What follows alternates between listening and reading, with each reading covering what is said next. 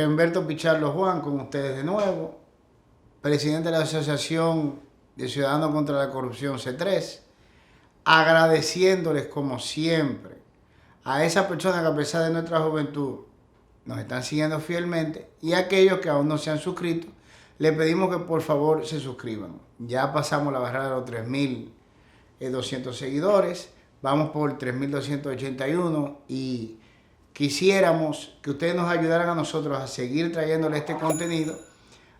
Por favor, suscríbanse a nuestro canal. Hoy quiero hablar de los derechos fundamentales. Una cosa que la gente la oye mucho, pero no entiende a qué se refiere. Derechos fundamentales es derecho a la salud, a la educación, a la seguridad. Y cuando se habla de que es un derecho, significa que usted es dueño de algo que puede exigir. Y el que le debe a usted ese derecho es el Estado Dominicano.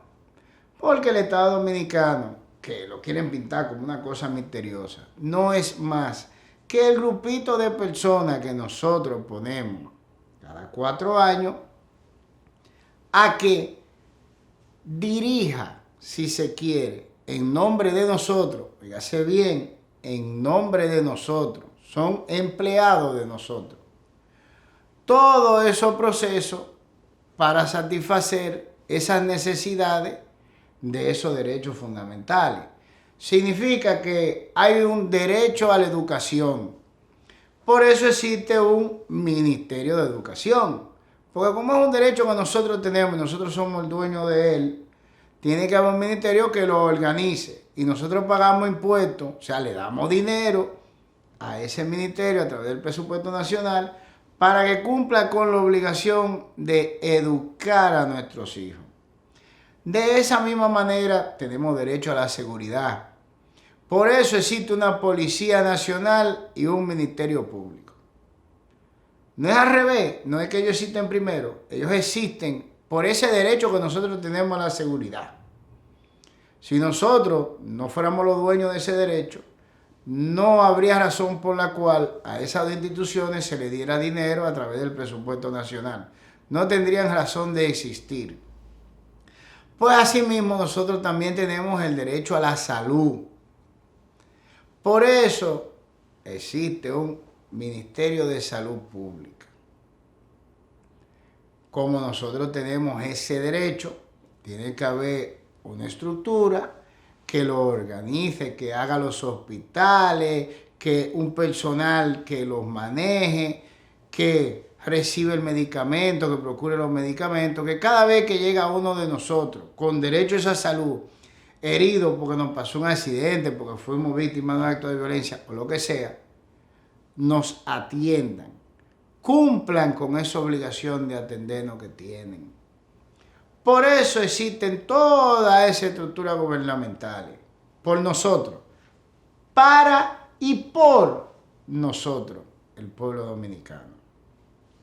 Y hablando de ese tema, del derecho a la salud, quiero enfocar El Salvador. Muy poca gente desconoce al presidente Nayib Bukele. Es un hombre que en América Latina entera se ha ganado el respeto y la admiración de toda la región. Y Nayib Bukele lanzó una guerra contra la estructura criminal que podría El Salvador, su país. Tiene a todos los miembros de esa banda criminal o de esas bandas criminales cogiendo lucha, como deberían de estar los de aquí. Y cada vez que los organismos internacionales lo critican, que esa gente no tiene derecho, que tienen derecho a la salud, que en el recinto carcelario lo están tratando mal, él da una respuesta muy lógica. Y él dice, yo como presidente debo preocuparme por la salud de los ciudadanos correctos de El Salvador antes que yo preocuparme por la salud de criminales que mataron, violaron, vendieron droga y arrabalizaron El Salvador. Es una respuesta con la que nadie puede discutir. Eso es así de sencillo. Si usted quiere beneficiarse de un orden social, usted tiene que participar dentro de ese orden social y acatar las reglas de ese orden social para tener beneficio. Usted no puede agarrar y no hacer nada, desobedecer todo, armar un desorden y pretender que ese orden social le va a corresponder a usted. Eso es así de sencillo. Y está funcionando. El Salvador ahora mismo es uno de los países más seguros de la región. Está saliendo adelante económicamente, ¿eh? Óigase bien, está saliendo adelante económicamente. No es que lo que él está haciendo no se sabe lo que va a pasar, no. Está teniendo un efecto y un resultado inmediato. Y ahora los voy a traer a un hecho reciente de aquí, que fue la muerte en una maternidad de un hospital público de más de 30 niños. Y yo entiendo que ese hecho no debió de ocurrir. Y que Mariolama diga públicamente que la crisis sanitaria fue algo heredado a 3 años del partido de gobierno haber asumido el Estado Dominicano. Yo no me lo encuentro irresponsable, porque eso es muy poco. Si estuviéramos en Estados Unidos, estuviéramos hablando de negligentemente criminal. Oiga bien la frase, óigala. Negligentemente criminal. ¿Qué significa eso? Cuando, teniendo conocimiento pleno de una situación, se permite a esa situación continuar hasta el punto en el que se pierda la vida humana o en el que se pierda un bien jurídicamente protegido. Si nos encontrásemos en Estados Unidos, ese señor estuviera sentado en un tribunal con más de 30 cargos de homicidio involuntario, óigase bien, más de 30 cargos de homicidio involuntario, así que se llama el cargo fuera, así que se llama. Sin embargo, aquí él entiende que con decir que ellos heredaron la crisis sanitaria a 3 años, eso de alguna manera compensa la pérdida que nosotros, el pueblo dominicano, sufrimos. Más de 30 niños nuestros murieron.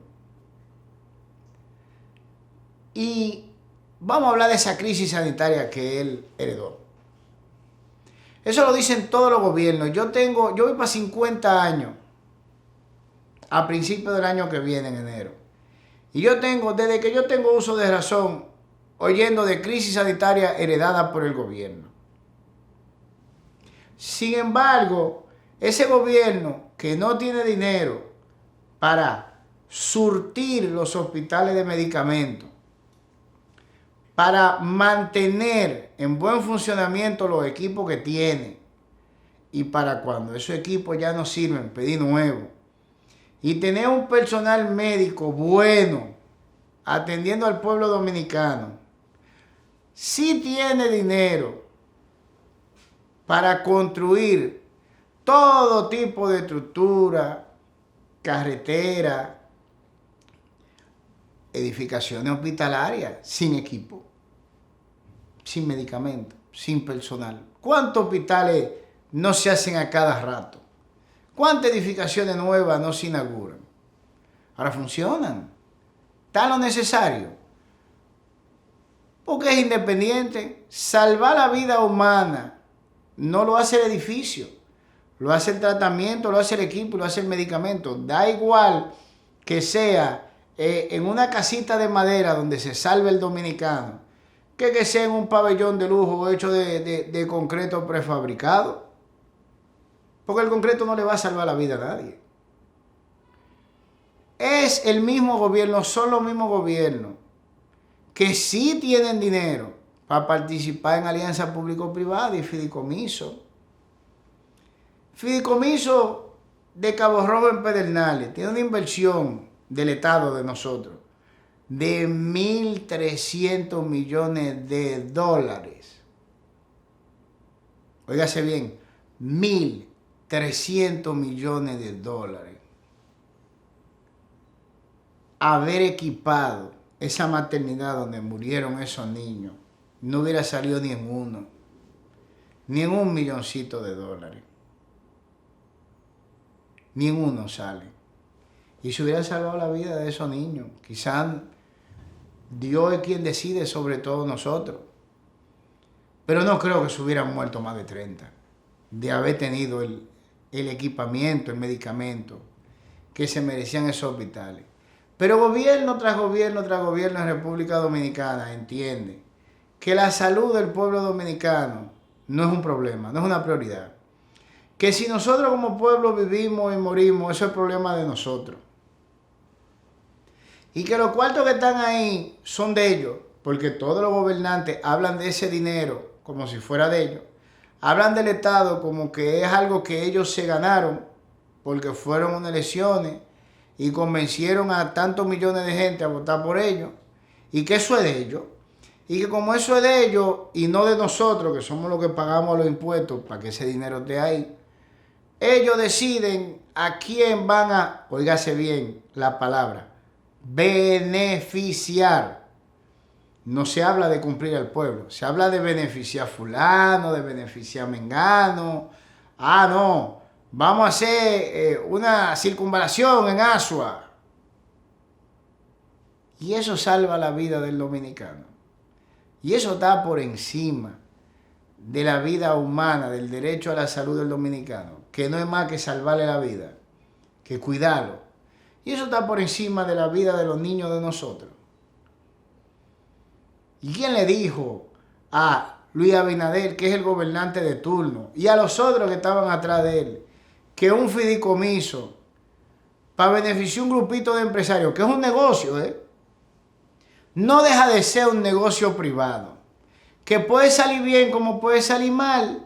Ellos están hablando muchísimo, vamos a decirlo, disparate, porque no han presentado un solo informe técnico que diga que eso hace un éxito económico. Asimismo puede estarse perdiendo los 1.300 millones de dólares.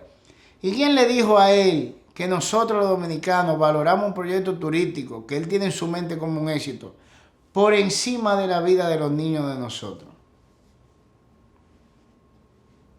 ¿De dónde sacó él esa idea?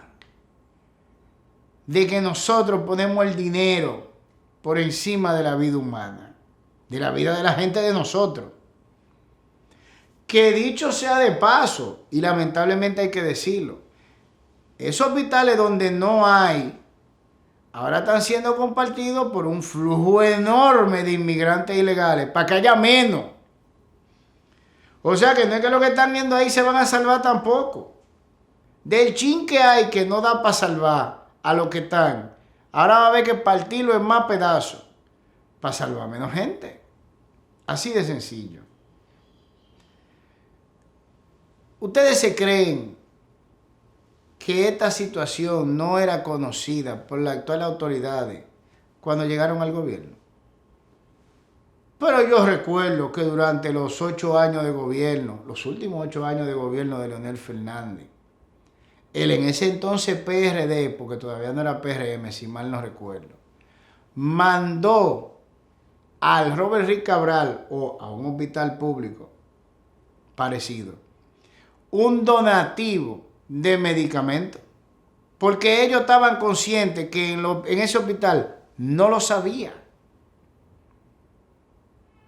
Sin embargo, llegaron al poder, compraron cuchumil, como decimos nosotros los dominicanos, vacunas, que querían ponérsela a la población la tercera, cuarta, quinta y sexta dosis, ya la mala de tanta que compraron. Pero ya, pasada la pandemia, no hicieron absolutamente nada por mejorar el sistema de salud.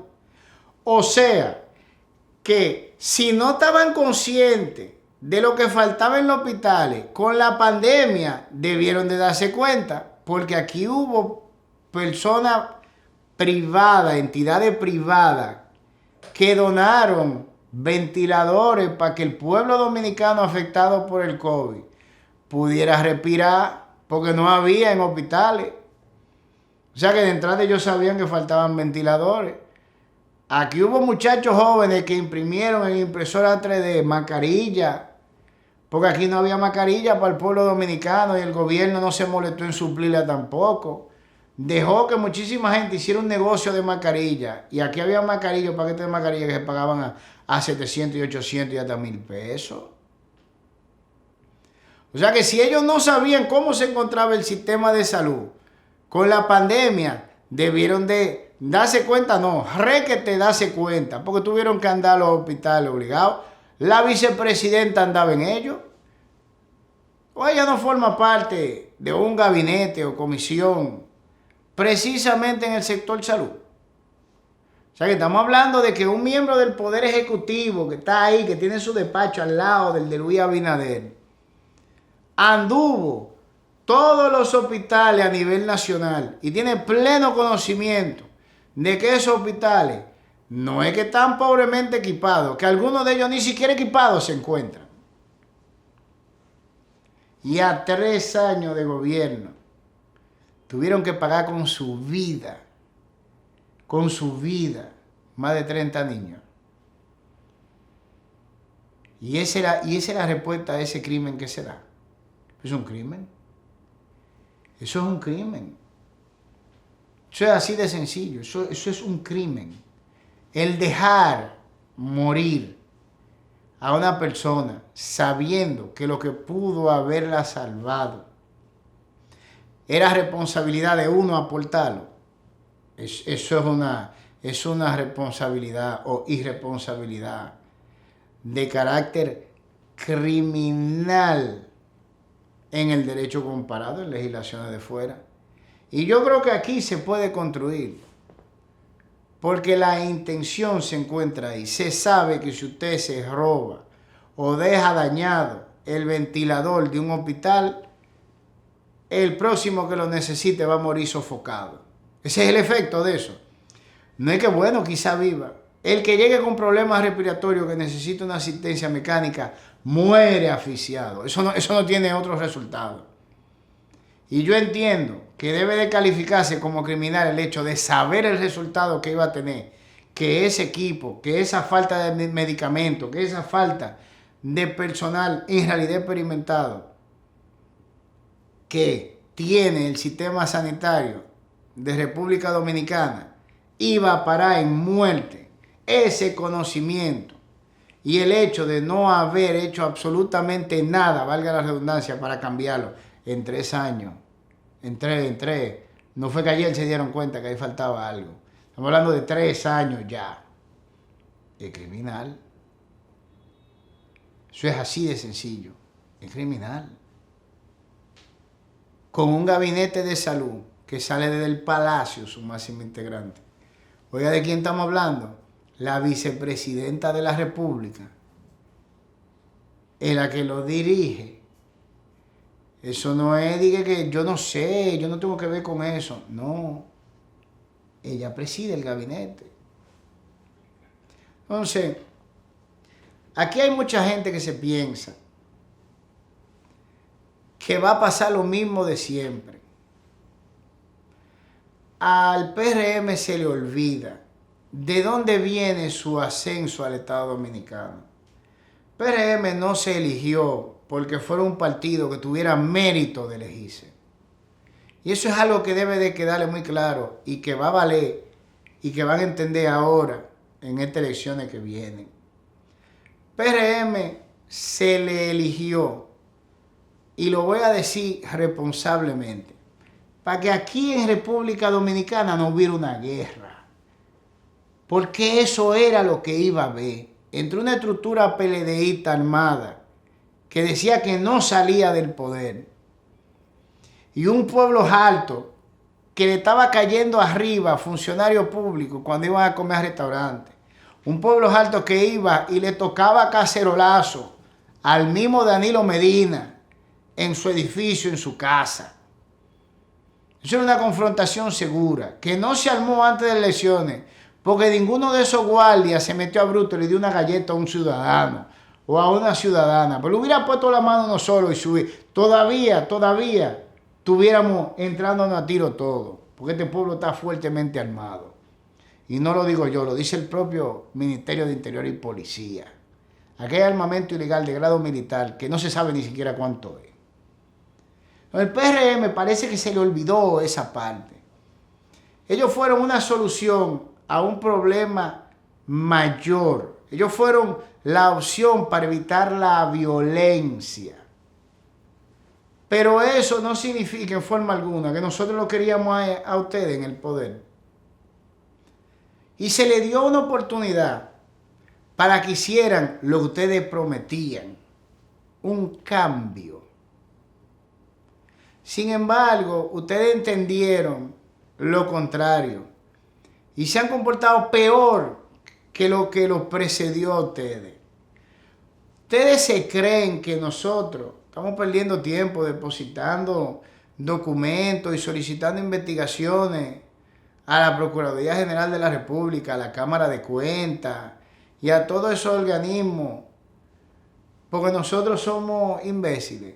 No, nosotros lo estamos dejando ahí para cuando ustedes se vayan. Y quiero que eso les quede claro, ¿eh?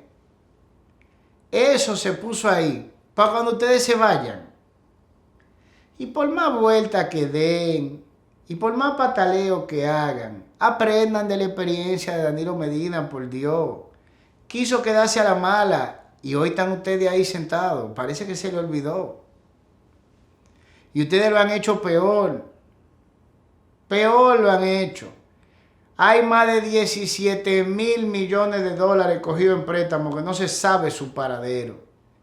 El primer año el presupuesto nacional pasó el billón de pesos sin contar los préstamos.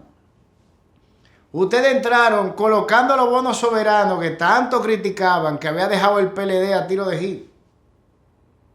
Y dijeron en ese informe para colocar esos bonos fuera que la economía nacional estaba bollante.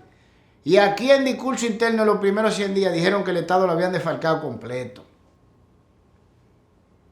Nosotros sabemos lo que ustedes hacen.